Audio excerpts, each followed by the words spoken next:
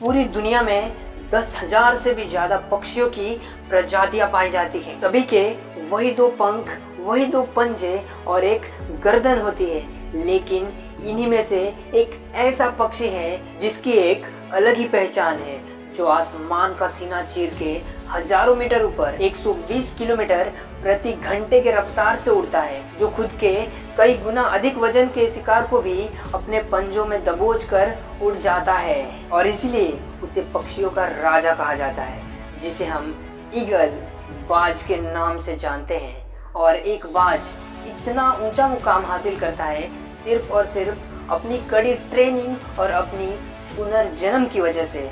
अगर आप भी इस दुनिया में एक नया मुकाम हासिल करना चाहते हैं, तो आपको एक बाज को बाज बनने का पूरा सफर जानना बहुत जरूरी है, क्योंकि 25 से 30 की उम्र तक आने पर भी लोग रिस्क लेने से डरते हैं, लेकिन एक बाज की जीवन की शुरुआत ही रिस्क लेने से होती है।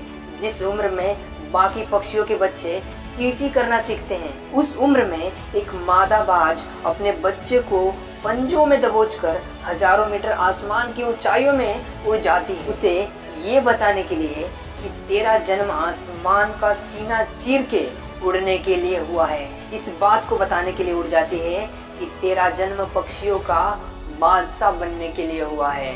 जमीन से हजारों मीटर ऊपर ले जाकर एक मादा बाज अपने पंजों से उसे छोड़ देती है, और यहीं से शुरू होती है एक बाज की हाई रिस्क ट्रेनिंग। वो बाज का छोटा बच्चा जमीन की तरफ तेजी से गिरने लगता है।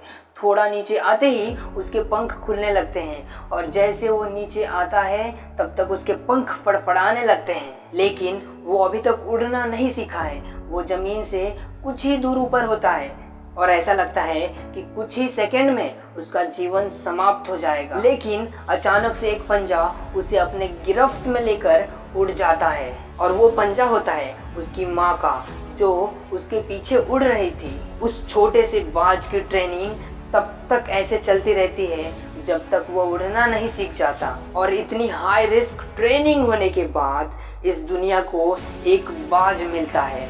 बारिश के वक्त जब सारी पक्षियां छुपने लगते हैं, तब यही बाज उस बारिश को चीरते हुए ऊपर आसमान में उड़ जाता है, और बादल से कहता है कि बरस ले जितना बरसना है, कब तक बरसेगा, तो जब जब बरसेगा मैं तुझे चीर कर तुझसे भी ऊपर उड़ जाऊंगा। एक बाज की उम्र लगभग 70 साल होती है, लेकिन जब वह 40 साल का होता है, तब एक परेशानी उसकी जिंदगी में मौत बनकर आती है, जो आपकी परेशानी की तुलना में बहुत ही बड़ी होती है।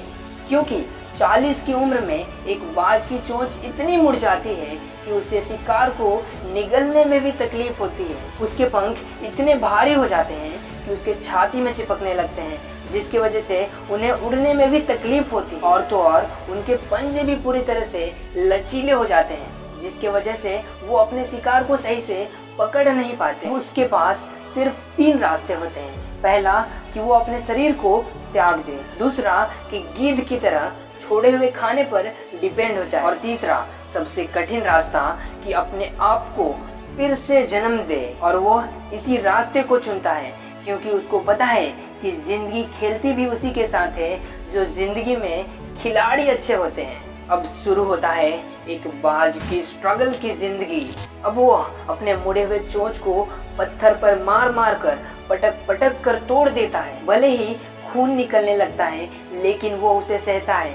भले ही उसे रोने का मन करता है, लेकिन वो उसे भी सहता है। और उसकी सारी संघर्ष का इनाम उसकी नेचर उसे वापस देती है। जब उसके नए चोंच आ जाते हैं, तब वो उन्हीं चोंचों से उखाड़ फेंकता है उन परों को जो उसे उड़ने से रोकते हैं। और तब उसके अंदर से एक आवाज आती है कि उठ और उड़ जा, अब तेरी बारी है। न संघर्ष न तकलीफ तो क्या मजा है जीने में। बड़े बड़े तूफान रुक जाते हैं जब आग लगी हो सीने में।